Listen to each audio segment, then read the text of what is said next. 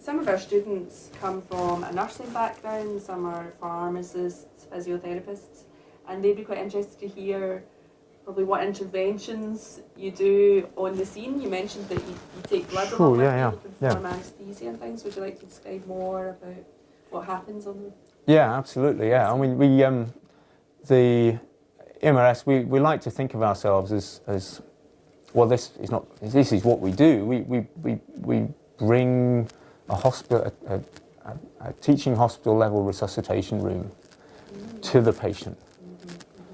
So that the same kind of facilities that you've got if you live down the road from one of the big hospitals in Glasgow and Edinburgh will be made available to you with the best of our ability wherever you present in Scotland, wherever you present, and as soon after you need it as possible, which kind of applies to the patients who, as I said before, are maybe isolated and remote, not because of their geography, but because they're critically unwell because of injury or severe illness, but they're still in their home or they're still at the roadside or they're still trapped in a car. So instead of waiting for that patient to get out of that situation, come to the hospital. That's what we bring. So what does that involve? Obviously, there's a limit to what you can take out in those circumstances, but we take out the life-saving interventions. So certainly the capacity to provide emergency anaesthesia is important for that. And that's of relevance to patients, particularly who've got traumatic brain injury, who may be unconscious, who need their airway protecting. We're able to bring that airway protection and control of their gas exchange, the respiratory function, to as soon after their injury as possible, with the intention of improving their outcomes. We are capable of doing minor surgical procedures, or actually some of them up to major surgical procedures. So if a patient has pneumothoraces or chest injuries, we can definitively manage those by doing thoracostomies or putting chest drains in. In the case of penetrating trauma, we're able to do an emergency thoracotomy if the patient's dying of pericardial tamponade after a penetrating injury, stab injury, for instance. And we carry blood, and we know if you present with trauma to a hospital resuscitation room now and you're bleeding and you require transfusion, we try and give you blood products, we don't try and give you clear fluid. So we as a team are able to carry blood, and if that's indicated, give you the best possible intervention. And I guess the other thing we bring, which is maybe a little bit harder to measure and show you a piece of equipment that we do, is we bring experience and expertise.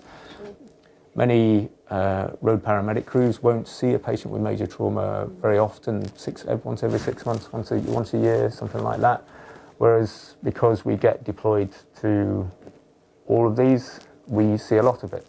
Our retrieval practitioners and the paramedics we work with on the helicopter are very comfortable in the environment and very good at managing the scene and working with other agencies. So we bring that kind of level of comfort just to do the basics well, and a level of clinical assessment, which means we're able to prioritise the care of a patient in terms of judging how quickly they need extricated, where they might need to be taken, what interventions are right, when it's right to take our time, when it's right to do things in a hurry.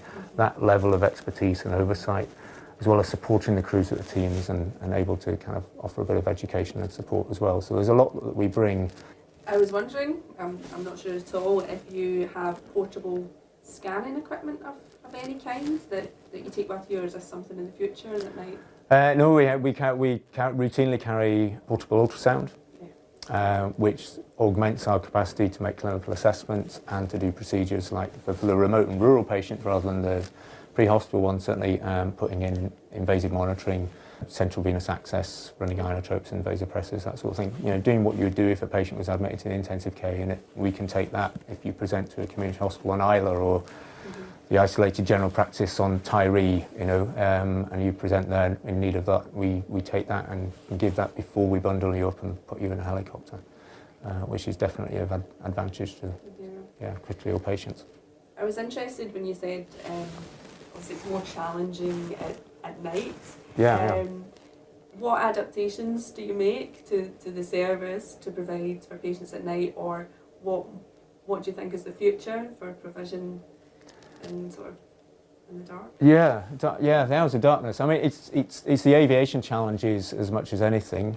For the remote and rural work, most of the aviation side of things is kind of is more limited by weather than it is by darkness, because you're going into surveyed landing sites with lighting, you know where they are, they're pre-surveyed, it's safe to land a helicopter, or you're landing at an airport with the fixed-wing aircraft to go and retrieve a patient for remote and rural. However, pre-hospital is a different thing entirely.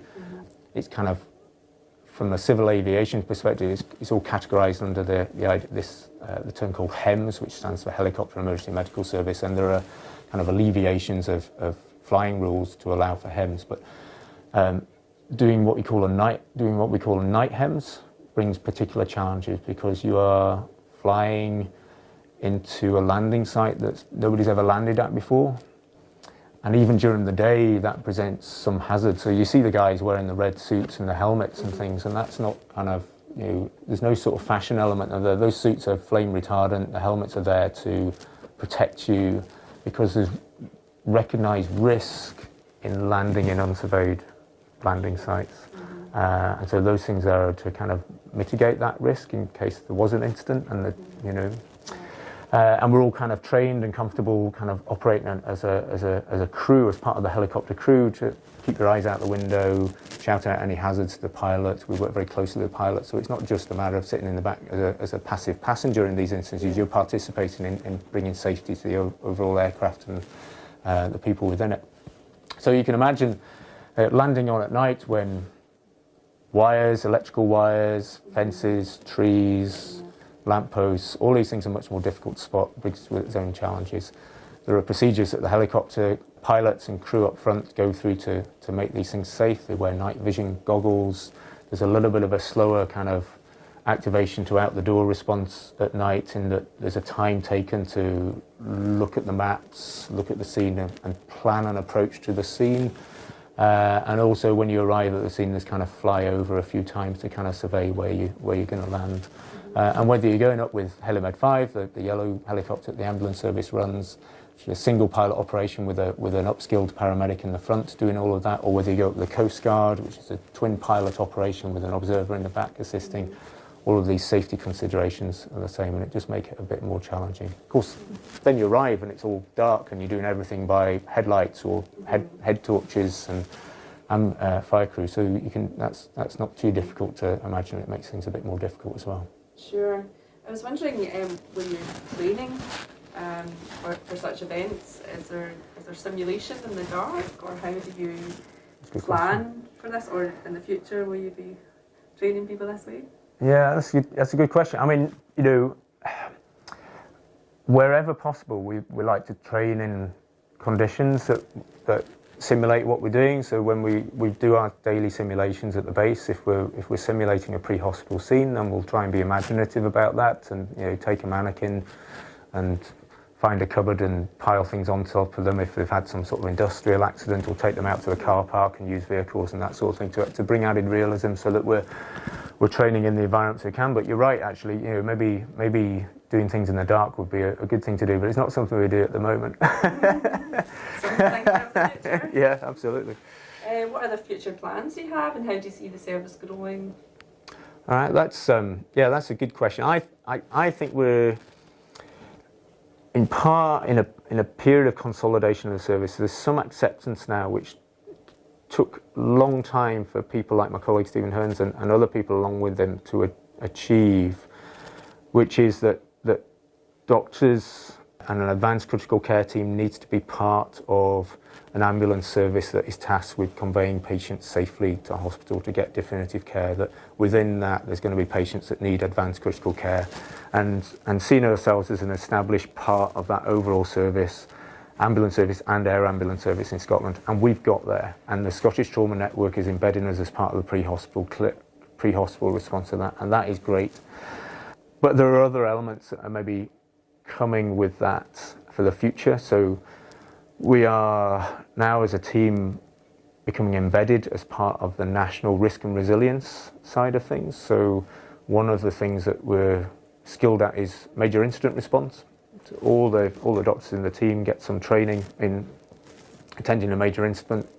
We've got well worked out procedures for upgrading the level of our, the level of our response in response to a major incident, and again, it's that part of that centralisation agenda that major incidents are maybe not quite as uncommon as you think, depending on how you define them, and we're attending most of them and we're gaining the expertise. So the days have gone where you kind of send a flying squad out of the nearest hospital to attend, you know, not really ever having an experience of recognising that the EMRS team has that experience. So that's definitely part of our future. And more widely, we're certainly the team that is comfortable and experienced in moving patients who are critically unwell, certainly by air, but possibly arguably by other modes of transport. And it may be in the future that we need specialised teams to look after any critically ill patient who's having to go into the pre-hospital environment, even if they've already been in a hospital environment as part of a kind of transferring of patients around. But that's for the future, and it remains to be seen what the drivers are of that. How the Scottish Trauma Network's taking up a lot of energies at the moment, and consolidation around that is probably where we're at in the short term. Mm-hmm. You'd mentioned resilience there. So your teams, including yourself, are going out to patients with horrific injuries, let's be honest, with traumatised patients, yes. Perhaps more than one, yeah. In the dark, possibly in horrible weather, to unfamiliar environments, and perhaps their own safety yeah. Might be at risk. Yeah. In terms of resilience, how do you all take care of one another and make sure that you're well and continue to enjoy at work under these settings? That is a really, really good question, and there's some answers to that.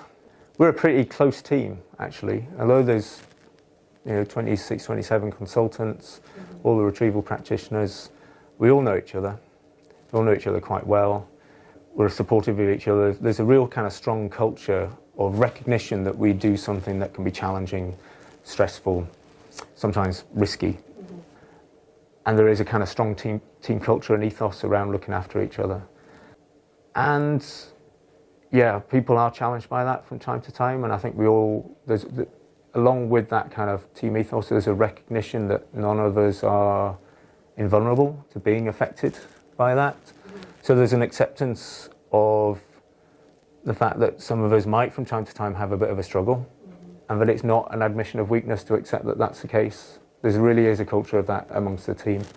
So I don't think anybody would ever feel stigmatised by seeking help or seeking support from peers with regard to that. So that's really good. And it does go to where one of my responsibilities I mentioned earlier about being having responsibility for team leadership is kind of making sure that we don't lose all of that in amongst the changes that are ahead is really, really important. And that said, actually, it's not common that we're affected or struggle with these unless there's a really, really significant event. And one of the questions I've had to ask myself is, why is that? And I've talked about some of the elements of it, but some other elements are things like, we have a culture where we always debrief every job. Now, we're in a service where we have the luxury of doing that because we have a job that's punctuated by periods of standby. So we have the opportunity to come back from one job and then reflect immediately on it. But that is very much part of the culture, and after every job, even if we're stood down before we even get to a patient, we will debrief with the team that's involved, with that the pilots and the helimed crews, or just with a team of two who've maybe responded by road, and sit with the job with a twofold objective. One is to kind of give opportunity for personal reflection, identify learning within the job that can be fed back both on an individual level and change practice, or make changes in the service. So it's part of our kind of learning structures, if you like, for the service, that we or constant quality improvement. But I think part of that means that after every job, whether it's a challenging job or a very routine job, we have that debrief. So it does mean if you have struggled or you think you've been a bit affected by a job, you don't have to put your hand up and say, oh, can we debrief this one because I feel a bit... It just happens anyway. So there's always that opportunity to decompress after jobs. And I think that's really important. And there's other elements of what we do that I think contribute to team welfare, that enhance that kind of team support culture that we perhaps haven't yet identified. And one of the things I worry about is that if we haven't identified them as doing that and labelled them as such, how do you protect them from the changes that are ahead? So we are working with outside agencies who've got experience in this field to help kind of identify what those things are and maybe kind of define a structure, a more formalised structure that somehow puts into words the things that are there that might be vulnerable if you look at things from a cold clinical resource allocation perspective, But if you label them as being fundamentally important for team welfare, then we can protect them a bit better going forward in the future. So, yeah. Okay, yeah. I'm glad you all look after each other. Sounds like an amazing team to work for. Yeah. What advice do you have for people who want to join in the future? Yeah, well, the future is really important, and a number of us have been involved in the service and hope to be for a good time still. But we need new blood coming through at the other end. That's absolutely true. We're going to be around for a long time. The service is doing nothing but grow. Yeah, I mean there is a training pathway now in the UK for pre-hospital emergency medicine called the FEM pathway, PHEM, which is an intercollegiately governed pathway that people from emergency medicine, anaesthetics, intensive care medicine can do. That kind of bolts onto their base CCT in whatever those specialties are. And you can certainly aim for that, and doing that certainly puts you in a good position to work within our service. I would say, though, that it's not the only way. The service in Scotland our service is quite unique, certainly within the UK. It's got commonalities with other services in other places like Australia, New Zealand, Scandinavia, because of the remote and rural work that we do. So we're not just pre-hospital emergency response, and different to many of the other services in the UK, our missions are long. Our average length for a remote and rural retrieval is between 4 and 6 hours in terms. So that's a long time to be looking after one patient in an isolated environment. And for instance, the job I was involved in recently that we've talked about and with relevant to other, it took us an hour to get there by helicopter, and we were looking after a patient for an hour in the helicopter on return, and that's very different to a lot of what the other services do in the UK. They're purely hospital emergency medicine. So we provide critical care on an aeromedical platform for quite sustained periods, and there are other routes to acquire those skills, and it may be that sometimes we need to look at people who are very skilled with regard to critical care and emergency medicine and have the right aptitudes and team working approach, but need upskilling with regard to the pre-hospital environment or the aeromedical environment, and bring people in that way. So I'm not sure if that's easily answered your question. People further back in the training, you're not really going to come to this from a background of general practice or internal medicine. You need to be looking at acute specialty, and it's a bit niche. So it's maybe not a great thing to put all your eggs in one basket, expecting that you're going to have a consultant career working the service, but there's lots of opportunities to do this for a short time, be it in the UK or in Australia, and I'd recommend anybody to do that, because the skills you learn working in our environment are highly transferable to any other kind of acute setting and of great benefit. Yeah. Okay, lovely. So it's just really to open up to yourself. Is there anything else you're really dying to tell us about? No, I've waffled enough. Yeah. Well, thank you very much for today. It sounds like really exciting work, and we'll look forward to the future. Thanks, Emma. Thank you.